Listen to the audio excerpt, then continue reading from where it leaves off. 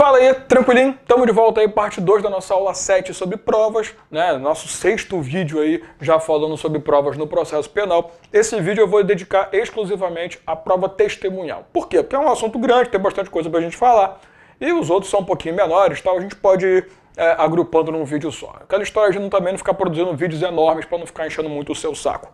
Prova testemunhal. Enquanto lá no processo civil, seu professor te ensina que a gente não está muito preocupado com a testemunha é importante, beleza, mas o que realmente nos interessa no processo civil é aquilo que está nos autos, aquilo que está documentado. No processo penal é o contrário. Porque dificilmente um crime, né, vai estar documentado. Então aqui a gente faz o contrário, aqui a gente dá uma baita de uma importância para a prova testemunhal, deixando a prova documental como uma consequência, se ela for essencial, se ela for a única, mas a gente entende que prova testemunhal no processo penal é a mais importante de todas em relação a uma prova documental, beleza? Então, testemunha é aquela pessoa que não é parte do processo, é aquela pessoa que não tem relação nenhuma, mas que ela tem uma informação importante a dar. É aquela pessoa que tem uma contribuição muito grande no esclarecimento dos fatos em relação àquela ação estabelecida.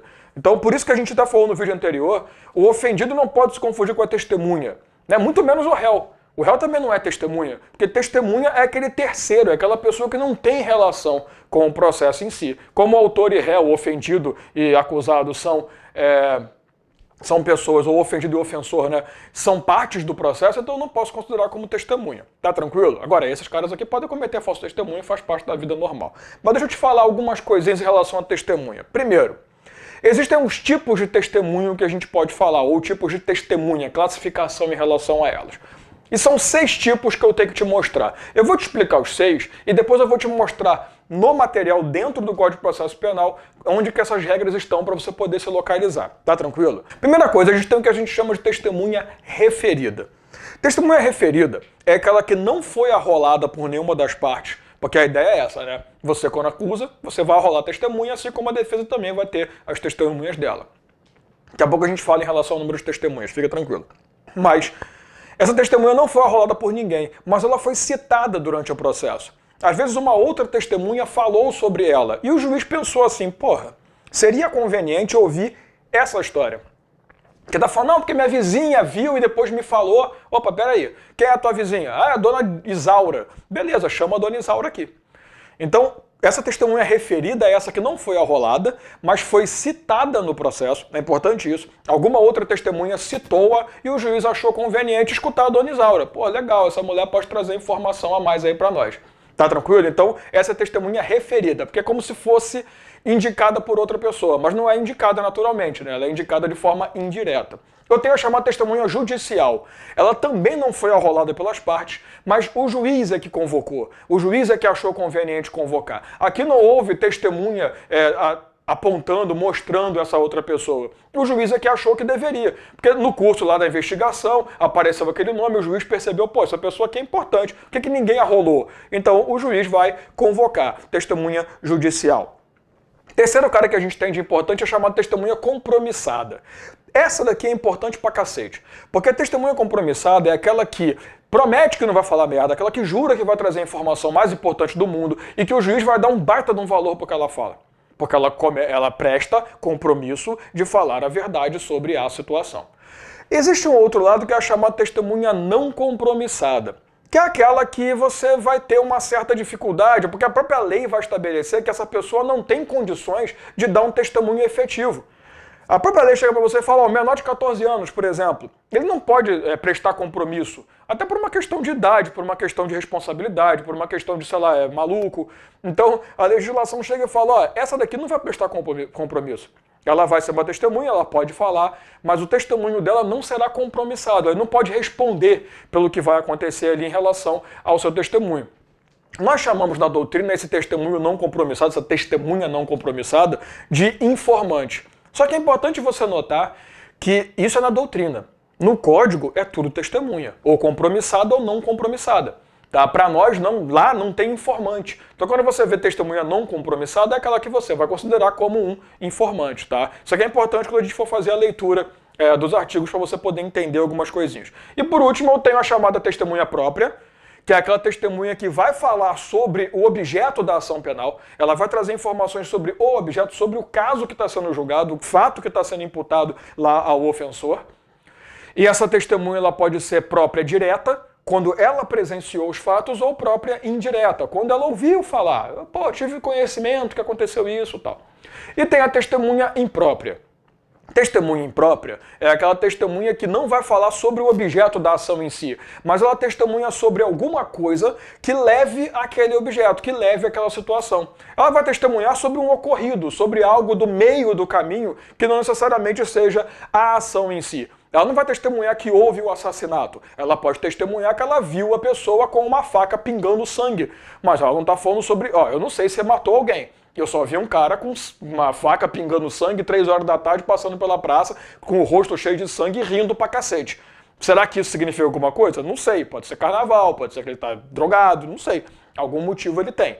Mas essa testemunha não fala sobre ele cometeu, eu vi, ou ouvi dizer, eu escutei gritando. Não. Ela está falando simplesmente algo que pode levar ao entendimento. Tá tranquilo? Por isso que a gente chama de testemunha imprópria, porque ela não fala do objeto da ação, mas ela fala de algo que está relacionado àquilo. Beleza?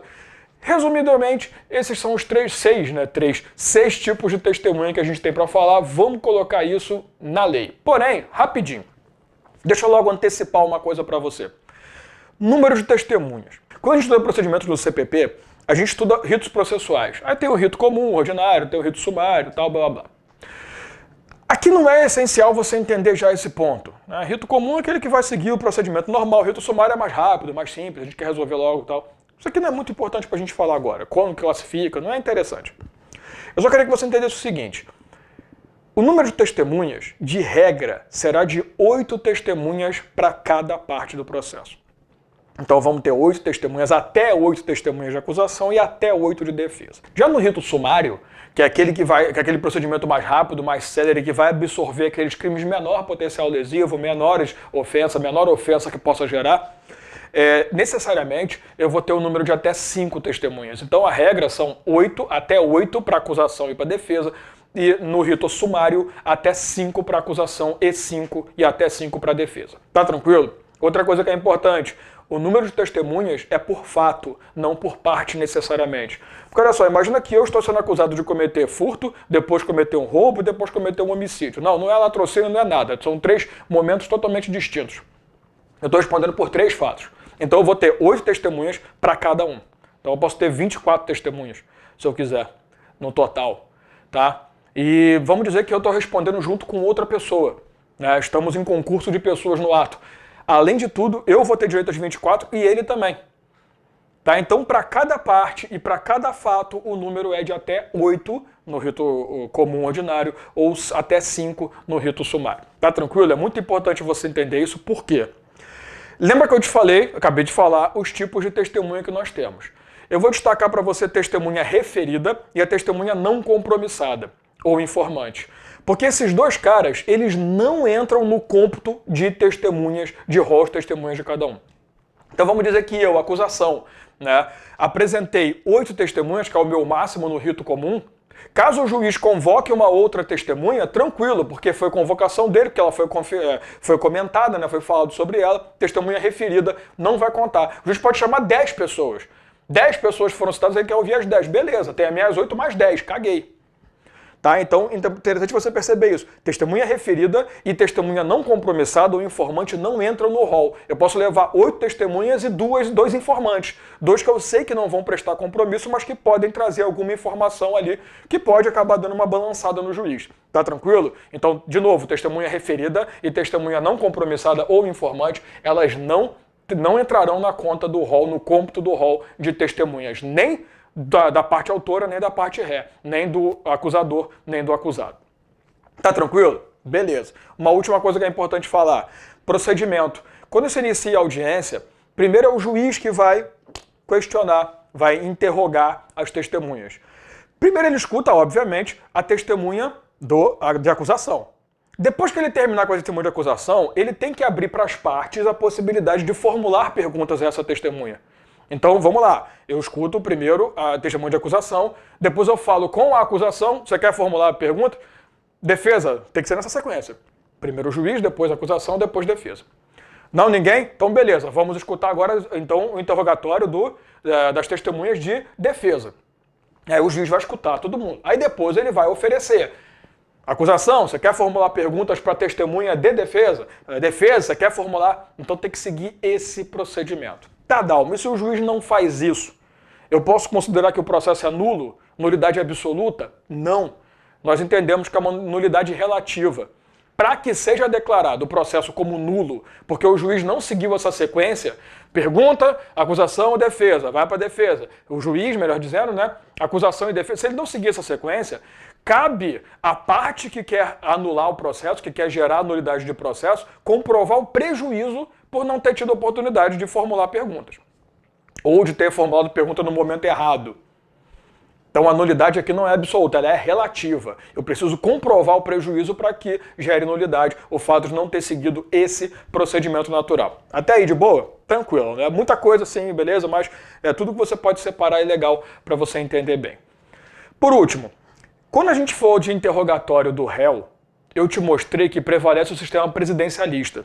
Né? Porque como é que funciona? O juiz interroga e vai inquirir o réu, e ele abre para as partes também formularem perguntas, inquirirem ao réu pelo juiz. Então elas vão até o juiz e falam, seu juiz, eu quero perguntar isso, seu juiz, eu quero perguntar. E o juiz vai fazer o meio campo. Aqui não. Aqui, no caso de oitiva de testemunha, já que não é interrogatório de réu, quando o juiz abre para as partes formularem suas perguntas, elas formulam diretamente a testemunha.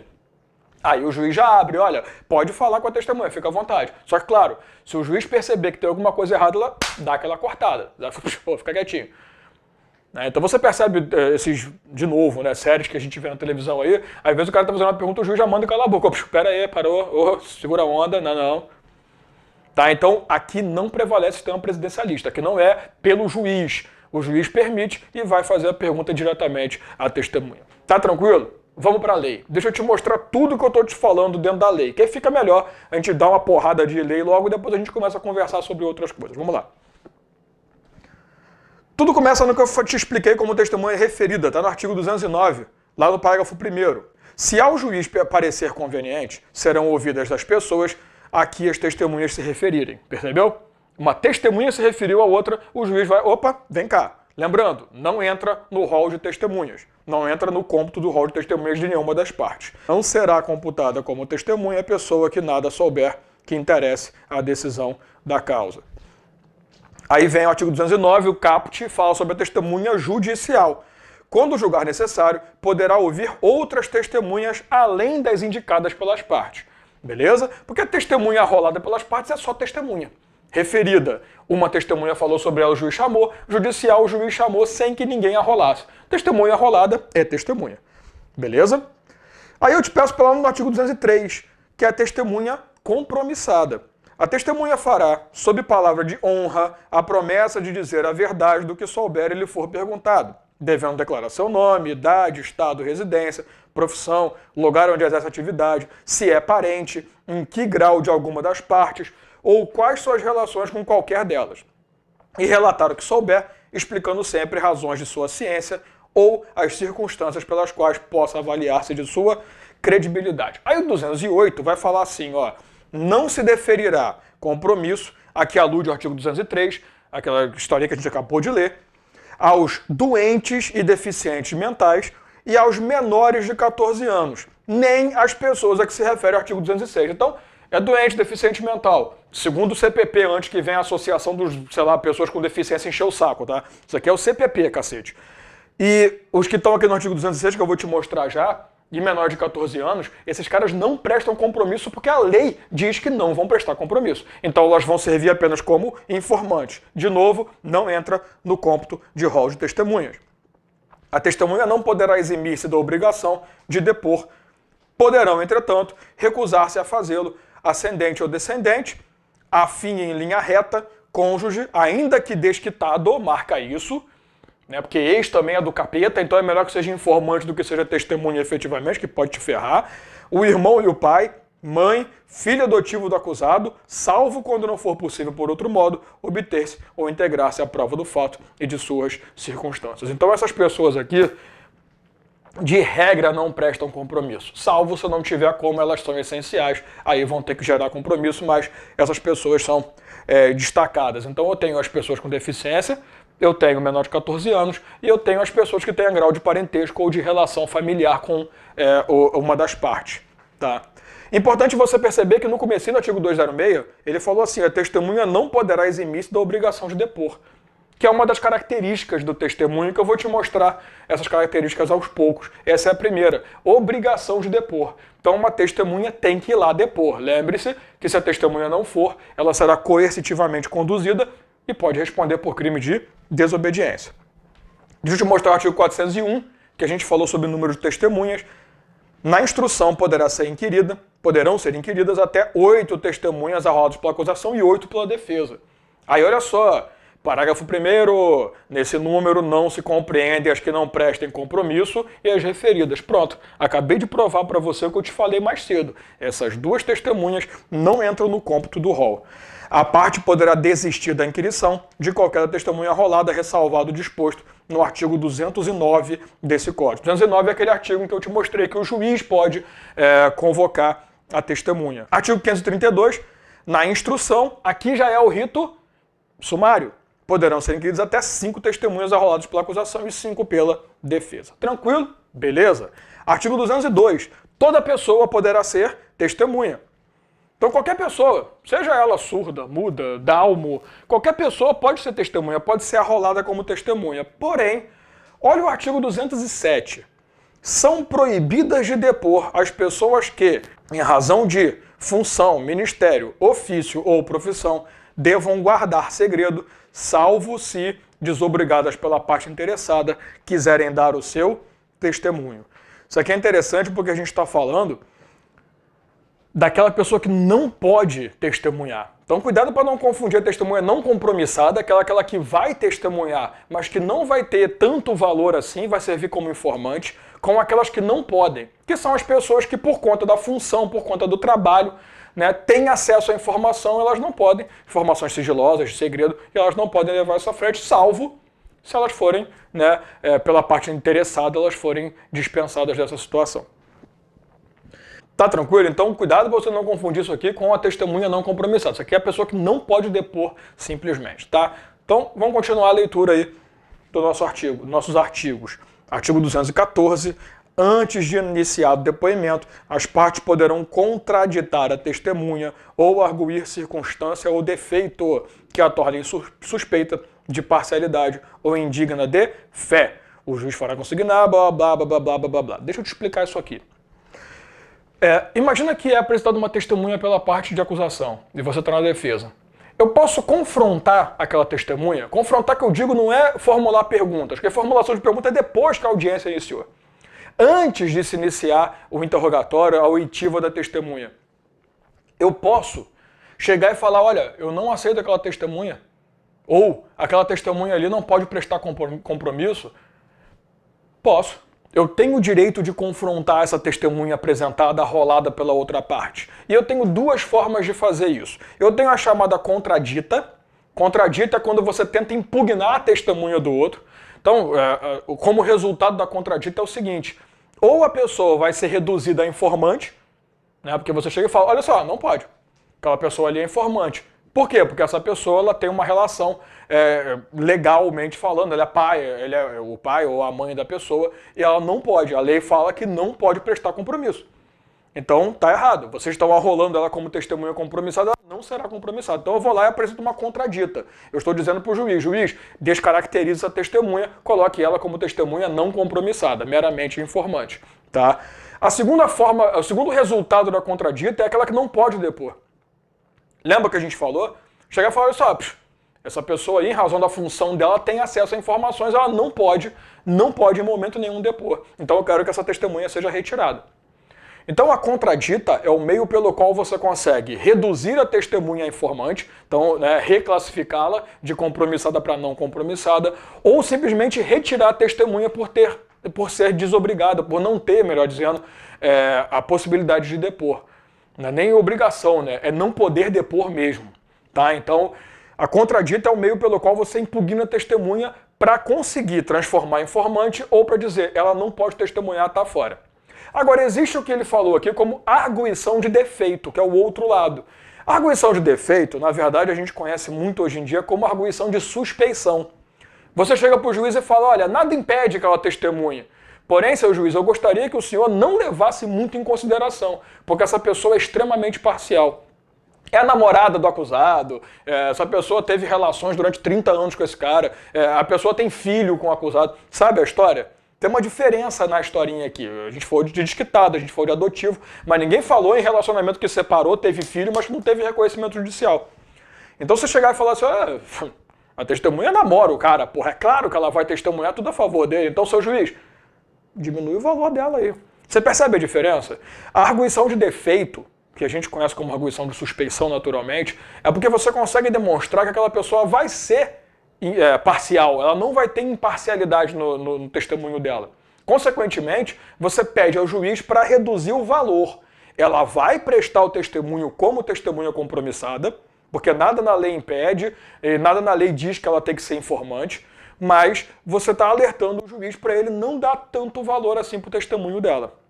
Então a ideia é essa, contradita é o meio pelo qual você reduz a informante ou simplesmente a afasta por não poder depor. Arguição de suspeição, arguição de defeito, você simplesmente avisa para o juiz, olha, não escuta muito essa pessoa, que essa pessoa será parcial no seu testemunho. Tá tranquilo? Então são os meios de impugnação de testemunha que estão aqui nesse artigo. Continuando a leitura dos nossos artigos aí, artigo 223, quando a testemunha não conhecer a língua nacional, será nomeado intérprete para traduzir pergunta e resposta. Graças a Deus, né?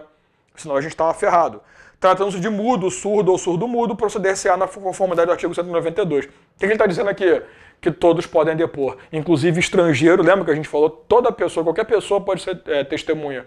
Né? Então, inclusive estrangeiro, surdo, surdo e mudo, sem problema nenhum. Artigo 210. Esse aqui é a segunda característica da testemunha, que é a característica chamada de incomunicabilidade ou individualidade. As testemunhas serão inquiridas cada uma de per si, de modo que umas não saibam nem ouçam o depoimento das outras, devendo o juiz adverti-las de pena combinada ao falso testemunho.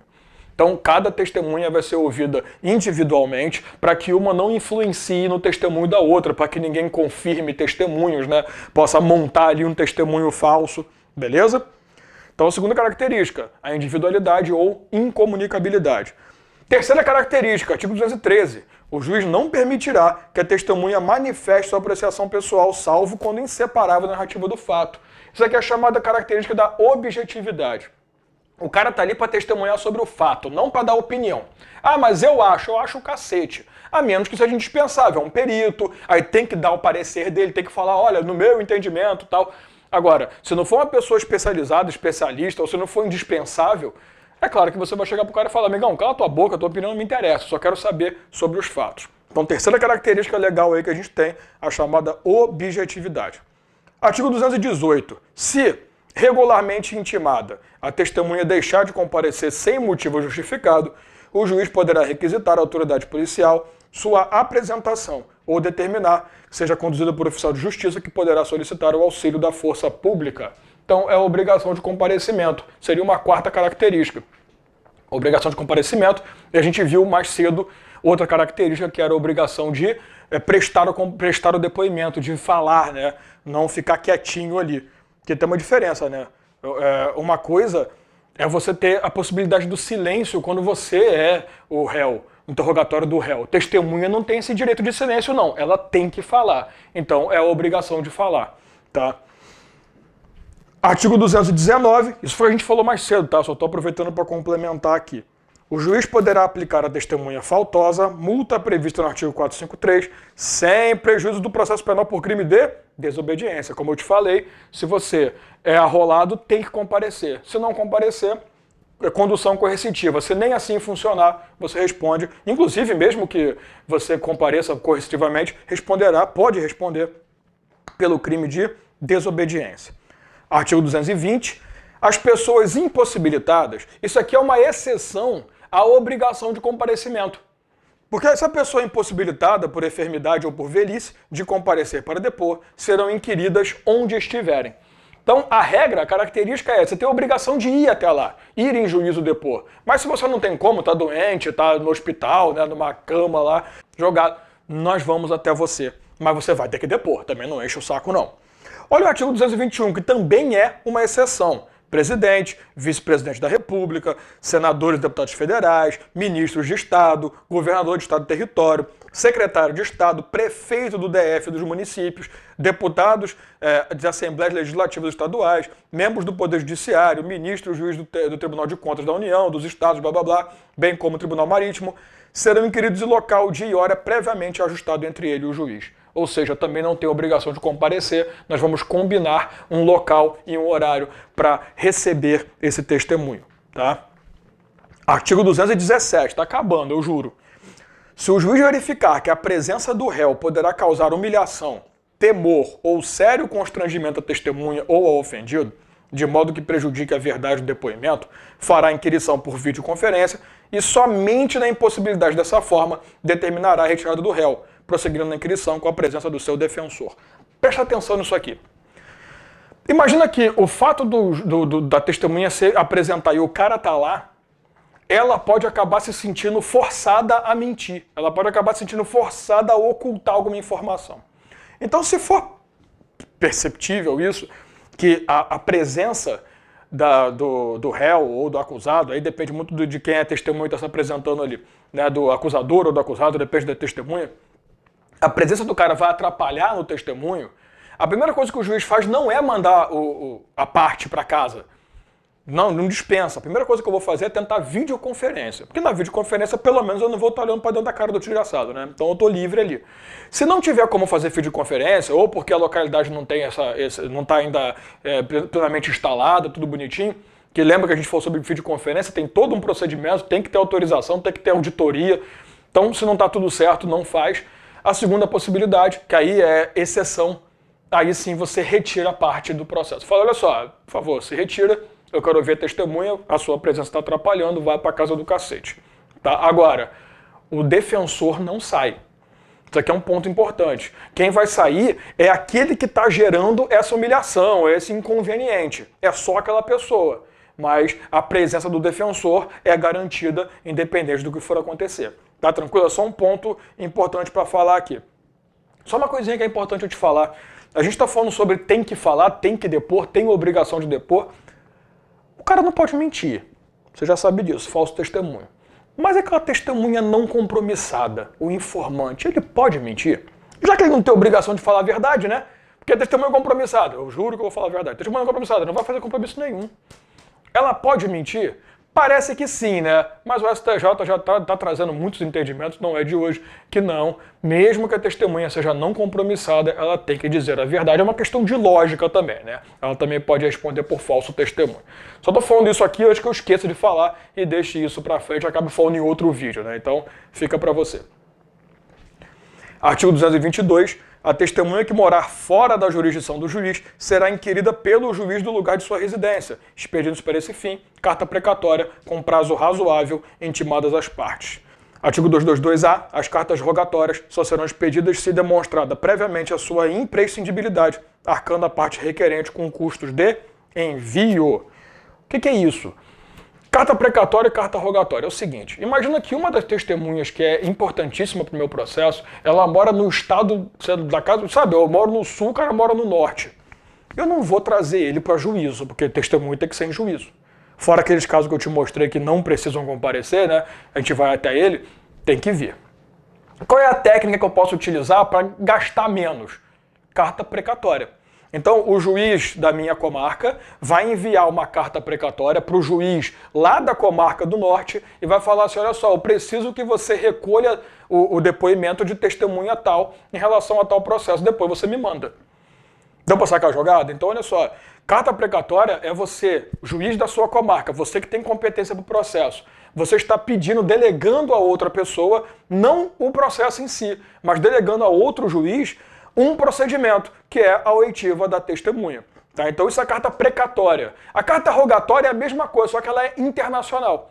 Então, para ser rogatória, tem que ser imprescindível. Manda lá para fora. E você que vai ter que custear com tudo, você que pediu a carta, tá? Precatória nacional, rogatória internacional, não importa. O que muda é, eu estou ouvindo pessoa em localidade diversa de onde o processo está rolando naturalmente. Tá tranquilo? Só para localizar, eu sou aqui de Blumenau. Estou aqui em Blumenau respondendo por um processo ou acusando alguém, não importa, tá? Aqui em Blumenau. A minha testemunha é lá do Rio de Janeiro. Eu não vou trazer o cara do Rio para cá.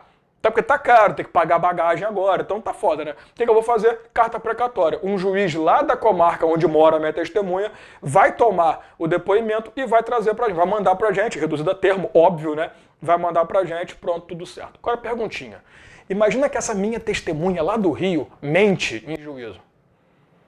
Ela vai responder pelo crime de falso testemunho, concorda? Beleza. Aonde que vai ser instaurado o processo em relação ao crime cometido? Lá no Rio, não vai ser aqui. É no local onde foi cometido o crime. Falso testemunho foi lá. Ah, mas o processo é de Blumenau. Não importa, ali é outra situação, é outro ato. Tranquilo? Para fechar de vez, artigo 212, as perguntas serão formuladas pelas partes diretamente à testemunha, não admitindo o juiz aquelas que puderem induzir a resposta, não tiverem relação com a causa ou importarem repetição de outra já respondida. Sobre os pontos não esclarecidos, o juiz poderá complementar a inquirição. Aquilo que eu te falei, aqui não prevalece o sistema presidencialista que a gente estabeleceu lá no interrogatório do réu. Aqui, o juiz ele não vai ficar servindo de meio campo, ele só fica lá prestando atenção. Ele não vai deixar certas perguntas passarem e vai deixar que outras passem. Faz parte. E se ele quiser, ele pode até complementar. Se ele achar que a pergunta foi formulada, mas faltou alguma coisa, ele pode complementar a formulação. Tranquilo? Coisa pra cacete, né? Prova testemunhal é um dos mais importantes. Como eu te falei, tem alguns que são importantes. Essa é importantíssima. Próximo vídeo a gente fala sobre acariação, fala sobre reconhecimento de pessoas e coisas, e consequentemente a gente provavelmente vai falar de indícios também, que são os menores, para depois falar de busca e apreensão, que também é grande. Beleza? Fechou. Até a próxima aula.